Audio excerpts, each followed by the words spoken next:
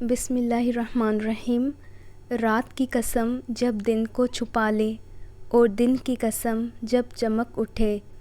اور اس ذات کی قسم جس نے نر اور مادہ پیدا کیے کہ تم لوگوں کی کوشش طرح طرح کی ہے، تو جس نے خدا کے راستے میں مال دیا اور پرہیزگاری کی اور نیک بات کو سچ جانا، اس کو ہم آسان طریقے کی توفیق دیں گے۔ اور جس نے بخل کیا اور بے پرواہ بنا رہا اور نیک بات کو جھوٹ سمجھا، اسے سختی میں پہنچائیں گے، اور جب وہ دوزخ کے گڑھے میں گرے گا